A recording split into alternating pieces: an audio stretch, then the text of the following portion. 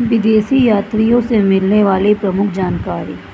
यूनानी रोमन लेखक टेसियस यह ईरान का राजवैद था। भारत के संबंध में इसका विवरण आश्चर्यजनक कहानियों से परिपूर्ण होने के कारण अविश्वसनीय है। हेरोडोटस इसे इतिहास का पिता कहा जाता है, मतलब हेरोडोटस जो हैं उन्हें इतिहास का पिता कहा जाता है। इसने अपनी पुस्तक हिस्टोरिका में 5वीं शताब्दी ईसा पूर्व से भारत फारस मतलब ईरान के संबंध का वर्णन किया है, परंतु इसका विवरण भी अनुश्रुतियों एवं अफवाहों पर आधारित है। सिकंदर के साथ आने वाले लेखकों में निरियाकस, आर्नेसिक्रटस तथा अरिस्टोबुलस के विवरण अधिक प्रमाणित एवं विश्वसनीय हैं। मेगास्थनीज यह सेल्यूकस निकेटर का राजदूत था जो चंद्रगुप्त मौर्य के दरबार में आया था। उसने अपनी पुस्तक इंडिका में मौर्य युगीन समाज एवं संस्कृति के विषय में लिखा है। डाइमेकस यह सीरियन नरेश आंतियोकस का राजदूत था जो बिंदुसार के राज दरबार में आया था। इसका विवरण भी मौर्य युग में से संबंधित है। डायोनिसियस यह मिस्र नरेश टॉलमी फिलेडेल्फस का राजदूत था जो अशोक के राज दरबार में आया था। टॉलमी इसने 2री शताब्दी में भारत का भूगोल नामक एक पुस्तक लिखी। मतलब टॉलमी ने जो पुस्तक लिखी थी, एक पुस्तक लिखी है जिसका नाम है भारत का भूगोल।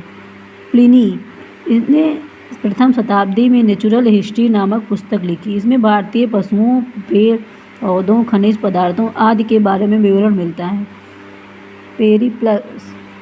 पेरिपल्स ऑफ द इरिथ्रेंस सी इस पुस्तक के लेखक के बारे में जानकारी नहीं है। यह लेखक करीब 80 ईस्वी में हिंद महासागर की यात्रा पर आया था। इसने उस समाज के भारत के बंदरगाहों तथा व्यापारिक वस्तुओं के बारे में जानकारी दी है। चीनी लेखक फायान यह चीनी यात्री गुप्त नरेश चंद्रगुप्त द्वितीय के दरबार में आया था, जिसको विक्रमादित्य कहते हैं। चंद्रगुप्त द्वितीय विक्रमादित्य कहते हैं। इसने अपने विवरण में मध्य प्रदेश के समाज एवं संस्कृति के बारे में वर्णन किया है। इसने मध्य प्रदेश की जनता को सुखी एवं समृद्ध बताया है। यह 14 वर्ष तक भारत में रहा। संयुगन यह 1518 ईस्वी में भारत आया। इसने अपने 3 वर्षों की यात्रा में बौद्ध धर्म की प्राप्तियां एकत्रित की।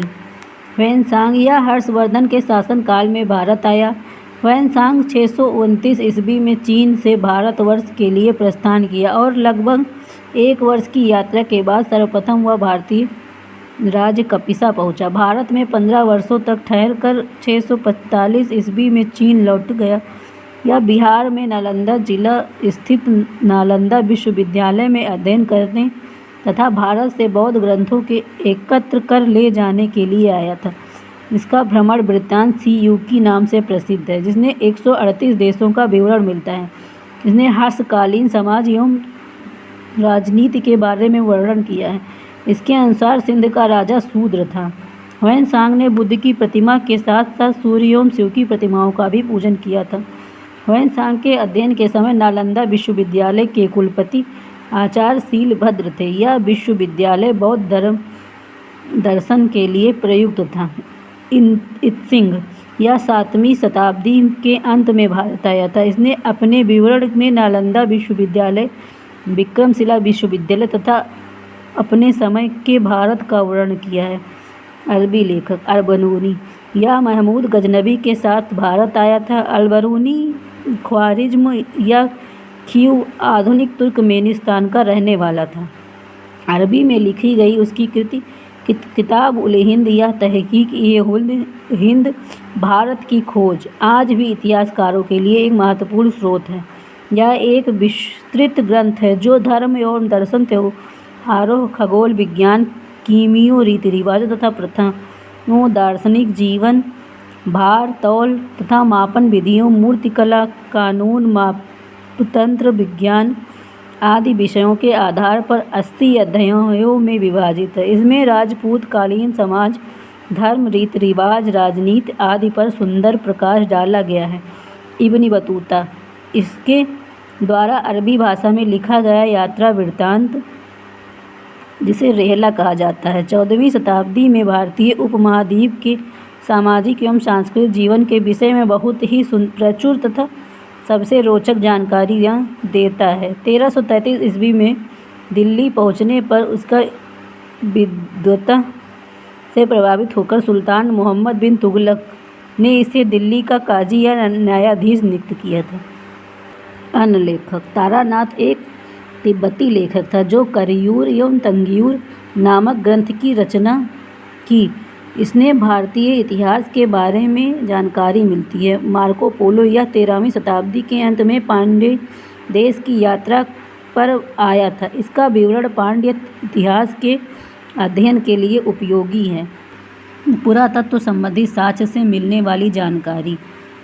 भारतीय पुरातत्व साक्ष्य का पितामह सर अलेक्जेंडर कनिंघम को कहा जाता है। 1400 ईसा पूर्व के अभिलेखों बोगार्ज कोई से वैदिक देवता मित्र, वरुण, इंद्र और नासत्य के नाम से मिलते हैं।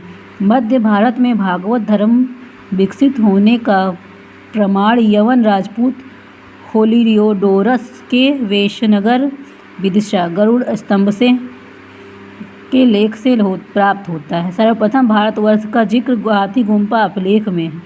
सर्वप्रथम दुर्भज का जानकारी देने वाला अभिलेख सौगौरा अभिलेख है। इस अभिलेख में संकट काल में उपयोग हेतु खाद्यान्न सुरक्षित रखने का भी उल्लेख है। सर्वप्रथम भारत में होने वाले हूण आक्रमण की जानकारी भीतरी स्तंभ लेख से प्राप्त होती है। सती प्रथा का पहला लिखित साक्ष्य एरड़ अभिलेख शासक भानुगुप्त से प्राप्त होती है। सातवाहन राजाओं का पूरा इतिहास उसके अभिलेखों के आधार पर लिखा गया है। रेशम बुनकर की श्रेणियों की जानकारी मंदसौर अभिलेख से प्राप्त होती है। कश्मीरी नवपाषाणिक पुरास्थल ब्रुजहोम से गर्तावास मतलब गड्ढा घर का साक्ष्य मिला है। इसमें उतरने के लिए सीढ़ियाँ होती थीं। यहाँ मनुष्य के साथ उसके पालतू कुत्ते को भी दफनाने की प्रथा थी। प्राचीनतम सिक्कों को आहत सिक्के कहा जाता था। इसी को साहित्य में कासारपड़ कहा गया है। सर्वप्रथम सिक्कों पर लेख लिखाने का कार्य यवन शासकों ने किया। समुद्रगुप्त की बीड़ा बजाती हुई मुद्रा वाले सिक्कों से उनके संगीत प्रेमी होने का प्रमाण मिलता है। अरिकमेड़ु पुदुचेरी के निकट में रोमन सिक्के प्राप्त हुए हैं। नोट, सबसे पहले भारत में सर्वप्रथम बर्मा सुवर्ण भूमि वर्तमान में म्यांमार है, मलाया स्वर्णद्वीप, कंबोडिया कंबोज तथा जावा यवद्वीप से स्थापित हुए। महत्वपूर्ण अभिलेख, एक तरफ लिखा हुआ है अभिलेख, दूसरी तरफ शासक। हाथी गुम्फा अभिलेख तिथि रहित अभिलेख है। कलिंगराज खारवेल शासक थे। जूनागढ़ गिरिराज अभिलेख रुद्रदामन शासक हैं इनके। नासिक अभिलेख गौतमी बलश्री शासक हैं। प्रयाग प्रशस्ति लेख समुद्रगुप्त शासक हैं उसके। ऐहोल अभिलेख पुष्केशिन द्वितीय शासक हैं। मंदसौर अभिलेख मालवा नरेश यशोवर्धन शासक हैं। ग्वालियर अभिलेख प्रतिहार नरेश भोज शासक हैं। भीतरी एवं जूनागढ़ अभिलेख स्कंदगुप्त शासक हैं। देवपाड़ा अभिलेख बंगाल शासक विजय सेन शासक हैं। नोट, अभिलेखों का अध्ययन एपिग्राफी कहलाता है। उत्तर भारत के मंदिरों की कला की शैली नागर शैली एवं दक्षिण भारत के मंदिरों की कला शैली द्रविड़ शैली थी। दक्षिणापथ के मंदिरों के निर्माण में नागर एवं द्रविड़ दोनों शैलियों का प्रभाव पड़ा, अतः वे बेसर शैली कहलाती है। जहाँ दोनों शैलियों का निर्माण पड़ा है प्रभाव, वहाँ पे बेसर शैली कहलाती है। पंचायतन शब्द मंदिर रचना शैली से संबंधित है। एक हिंदू मंदिर तब पंचायतन शैली का कहलाता है जब मुख्य मंदिर 4 सहायक मंदिरों से घिरा होता है। पंचायतन मंदिर के उदाहरण हैं कंदरिया महादेव मंदिर खजुराहो, ब्रह्मेश्वर मंदिर भुवनेश्वर, लक्ष्मण मंदिर खजुराहो, लिंगराज मंदिर भुवनेश्वर, दशावतार मंदिर देवगढ़ उत्तर प्रदेश, गोडेश्वर मंदिर, महाराष्ट्र। अब नेक्स्ट टॉपिक पढ़ेंगे अगले पार्ट में।